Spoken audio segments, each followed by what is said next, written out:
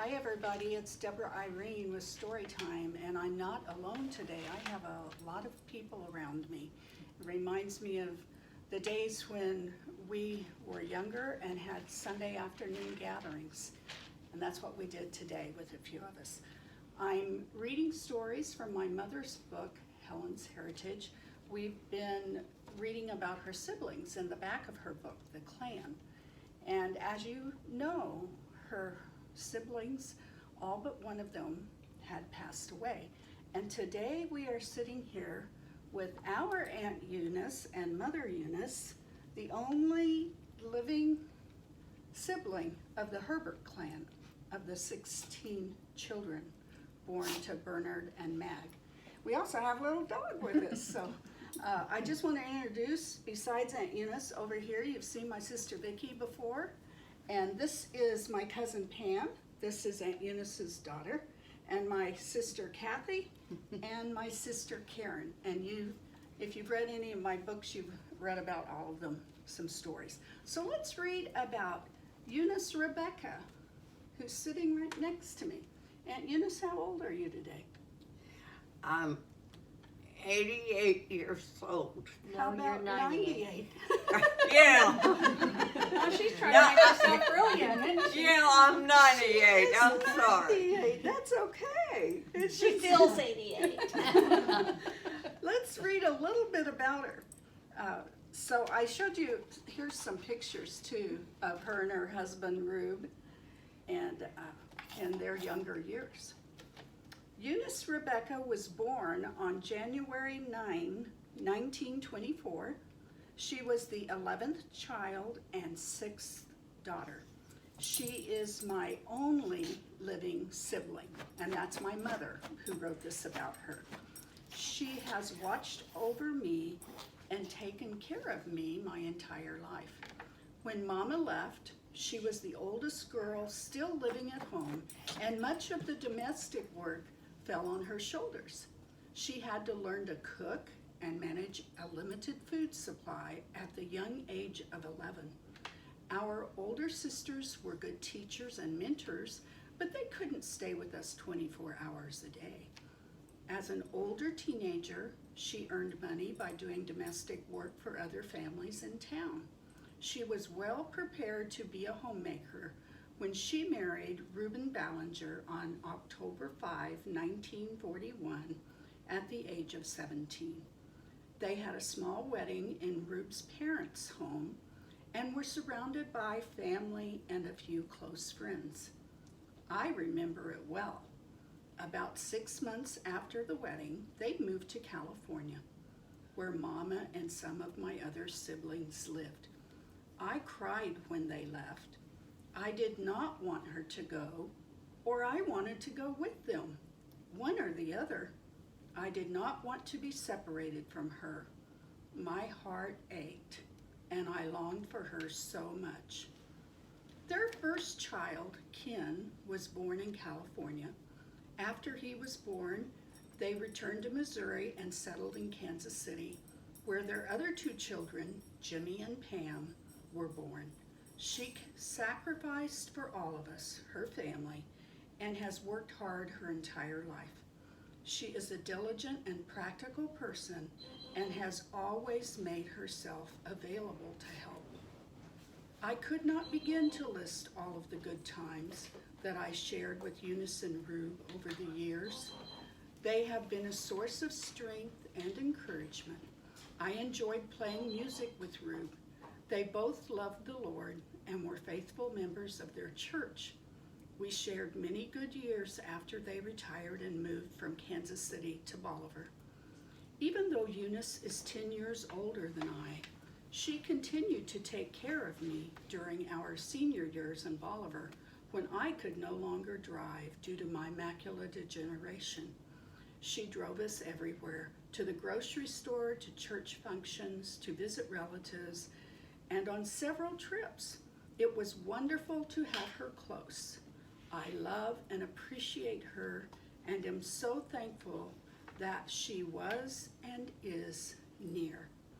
We both moved to Kansas City in 2014 to live with our daughters.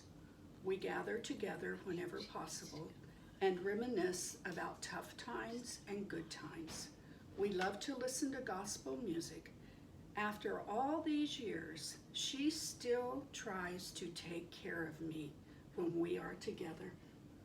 Me at 82 and her at 92. And now she's 98. That was written 6 years ago, Aunt Eunice. And as we mentioned in the story, she and my Uncle Rube had 3 children, Kenneth, Daryl, Jimmy, Eugene, and Pamela Kay, who's here. That's what my mother said about you, Aunt Eunice. She's taking it. Would you like to say a little something? It was worth it was worth it all. Yeah. Tell us a little story or two that you can remember about your childhood growing up. Maybe going to school? Well, it was when Helen was about a year and a half or 2 years, she slept with me. And she'd wake up in the night and want her bottle, and I'd search around the bed to find it, give it back to her, and she'd go back to sleep. I can remember them days, and I can remember when we went to school at Sligo, and we had to walk 3 miles to school. And I had a new permanent, and I thought I had to wet it so it'd curl back. My head was wet, and when I got to school, it was frozen. My hair was Your frozen. hair was frozen? My hair was frozen. And the teacher said, "Oh, I didn't expect you kids here today because it was 3 below 0. They didn't But we made it." How did you have gloves and the hats and all of that to walk 3 miles in that? Well, I don't know if we did or not. Maybe You know- we had pockets or something. You know, everybody, that's kind of a joke these days. They think everybody was joking when they said I had to walk a mile to school in a foot of snow. Yeah. I think you really had to, huh? 3 miles. You know, the thing I noticed from my mother telling the story is that to her, you always took care of her. Just like you said, she slept with you and was wanting her bottle. And then she talks about when you guys were retired and she could no longer drive, you took care of her then. Well, And you took care of her up till the day she died, didn't you? yeah. But she also took care of me a lot because Ruth was in the hospital. She'd go to the hospital with me and drive me up there because I didn't know the town well enough for a while. So that helped. She helped me too a lot at driving and stuff. So she couldn't drive, then I had to do the driving. And my favorite memory, of course, growing up with a large extended family, and we did a little bit of a version of that today's the gatherings on Sunday afternoons after church. Oh, Remember? yes. We went to Marvin Bonda's maybe one Sunday, maybe to Delton John's next. And when Helen was back there from California, go to Helen's. And I enjoyed it when we got moved to the lake and could have them at the lake. It was a lot of fun. You had a lot of parties at the lake, didn't you? Yes. A lot of A lot of fishing fish and fried and Music. music. Yeah, there was a lot of good times Yeah. in those years. Now that would have been in the 90s, right? 80s. In, well, we moved down there in 83, and we moved to town then in 95. 95, so it was a long time. Yeah. Yeah. And this is Missy, the little dog. And she takes care of me and watches me. She does. She's Aunt Eunice babysitter. So today we were celebrating outside because my sister Vicki and her husband built a new patio that she's been waiting on for 30 years. Yeah. And Aunt Eunice and Pam came over and we ate and celebrated the new patio. And if you could tell the Herbert family one thing, what do you think is the most important thing in life? I mean, you've lived 98 years. What's the most important thing?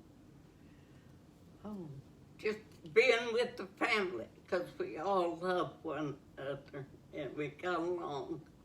We all got along because there was so many in the family we had to, really, I guess. But we all love one another and enjoy being together.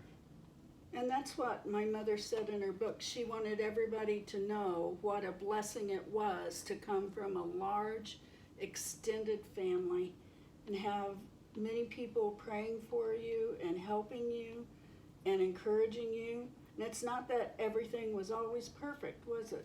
No, Yeah. we never.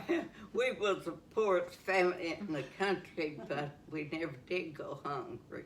Right. Yeah. Poorest family in the country, but never went hungry. All the needs were met. Yeah.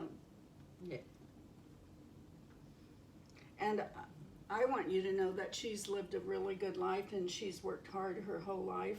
I always like to share a little thing or two. I know she and my Uncle Rube were so generous with the rest of us over the years, and any time they could help out, they would. And I remember them taking 2 cars to California when Aunt Elnora died, just so as many people as could go out there for the funeral could. And you guys offered up both of your cars. And I remember Aunt Eunice coming home after Sundays. I used to from church, and at this one particular time, I remember going over to Aunt Delta's house, and you were trying to get things ready because Aunt Delta wasn't home yet, and you just slapped that apron on and had those stockings with the seam line up the back. Do you remember? Stockings with the seamed hose, and slapped an apron on and got the meal going, because who knew how many would be over there for dinner after church. And boy, can she cook. In second or third grade, I snuck Mom's hose out and wore 'em to school. And they were huge on those little bird legs. And I remember by the time I got to school, the seam was going around my leg like that. And I crammed it up in my underwear to hold them on. Mom never did know I wore her hose. Yeah, you know, She she knows wore your now. hose to school. With those seams going. Okay, I'll tell one other little story that just came to mind because you were talking. Okay, when they lived in Kansas City and we lived in Bolivar, they would come down for a lot of the weekends and stay Friday through Sunday till they had to go back. And we got ready for church one Sunday morning. You had spent the night at our house, and you had some of the cutest clothes. Every now and then you'd even let me wear them. But she had brought down this kind of a casual, I think it was a sailor dress with flat loafers, and that's what you were going to wear to church. And it was a cute dress, but it was a little bit casual, and you put that on and you were going to go to church, and I was still upstairs getting ready, and the next thing I knew, because you were older than I was, so you were a teenager, I was probably 12, you were older, and you were coming back up the stairs to my bedroom, and you got that other dress out of the closet. You don't remember this, do you? And I said, what are you doing? And you said, well, Mom thinks I should wear this and heels. And you pulled out a lace dress and had a pair of high heels, and that's what you were going to wear to church, and you were not going to get away with wearing that sailor dress and loafers. To church. To church. Mom made us, we always had to dress up for Yeah. church. It's a funny story. You had already made up your mind, but she sent you back She sent me back upstairs up to change your change. clothes. Anybody else want to share a story? I just remember her cooking. Oh, Oh, chicken and dumplings, chicken and noodles. coconut and cream coconut pie, cream pies. She makes the best coconut turkey cream and pies. dressing. What's your favorite meal to fix? What was it? I don't know, probably fried chicken, Fried chicken. mashed potatoes and gravy and starting. Yeah. Mom fried chicken before we went to church and got it ready so when we came home from church we would eat. She would just fix the potatoes and other stuff. Or we had a roast Roast. with Uh-huh. potatoes and Mhm. carrots and Yeah. everything. Yeah. And it cooked while we were at church. What's your favorite dessert? Oh, really? I don't know. You're not much on a dessert? Peach cobbler. Peach. Yes, I love desserts. Peach. Sometimes I like them better and then I get off of them, Yeah. but pie is my favorite Peach instead of cobbler. cake. I mean, I'd rather have pie. Pies. Or peach cobbler. Peach cobbler, tray cobbler, Uh-huh. And homemade ice cream. yeah. Oh, that's been a while. Mm-hmm. Well, this has been a treat today to be able to have my Aunt Eunice and to read a story about her with her still with us. And thank you for joining us today on Story Time, reading stories from my mother's book, Helen's Heritage. It's Deborah Irene along with my sisters and my cousin and my Aunt Eunice, who we're going to remind her she's 98. Not 80. Not 88. Almost She's 99. 98 years old, and God bless her. And thank you for September. everything you. What? What are you counting? She's trying to figure out if we're right. 5 months I'll 5 months. be 5 be- months. 99. 99. 99. Wow. You know, so I should add, I thought I was done, but I'm not. So even though we have had some longevity in our family, a lot of people have lived well past 80, but you've outlived them all. Grandpa was 97, and I think Aunt Lizzie 96. Mhm. And you And Delta was almost she was 93. Yeah, and so Outlived them all. you're the oldest one, and we're glad that you're still here, Aunt Eunice. Me we too. love you. Well, the preacher asked me, he said, what you think is the reason that you have lived as long as you have? And I said, well, hard work. Hard work can really hurt anybody. Hard work and clean living. And I said, no drinking and no smoking. That's all I can, Healthy, Mm-hmm. yeah, hard work, and healthy, And clean living. Yeah. clean living. yeah. She can't remember. Well, I'm so glad we were able to do this, Aunt Eunice. Thank you for Thank you. letting me do this today. It's Deborah Irene with Storytime. Okay, thank you.